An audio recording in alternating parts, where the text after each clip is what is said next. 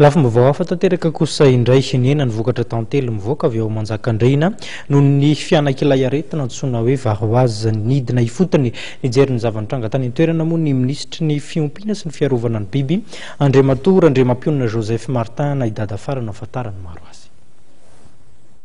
Amin'izao fotoan'izao dia tantely 5 taona isa-taona sisa novokariny Manjakandriana raha toa ka nahatratra 70 taona izany teo aloha.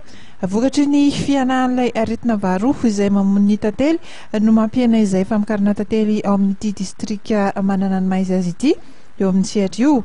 Nidina tany an-toerana ary ny minisitra Joseph Martin Andriamampiona, ministry ny fiompiana sy ny fiarovana ny biby nijery akaiky ny zava-nisy ary amerina indray nilaza ny distrikan'ny Manjakandriana.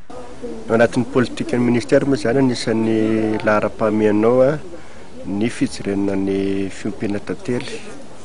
Dia aty Manjakandriana misy famokarana tantely maromaro ary nisan'ny lehibe eto Madagasikara moa aty koa misy ny mialery anankiray dia nitsidika an'ireo dia niona tamin'ilay mpamokatra tantely izany mijery fotony ny olana amin'izareo izany indrindra moa izany niady amin'ny aretina varoazy.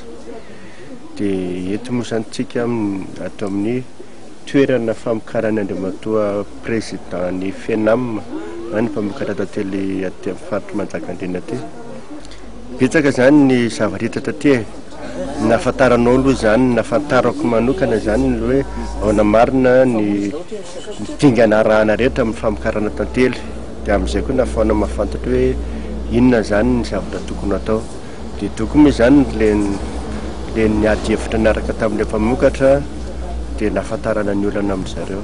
Nanamarika ny fandalovan'ny ministra ihany koa ny firosoana tamin'ny atrikasa niaraka tamin'ireo tompon'andraikitra sy ny antanatohatra rehetra amin'ny lafin'ny famokarana tantely. Teo ihany koa ny fitsidiana orinasa mpamokatra tantely any an-toerana. Nahatratra 5 alina taona isan-taona tokoa mantsy ny fahafaha-mamokatra tantely teo aloha ny Madagasikara mialoha ny Chiniparta ny aretina ity.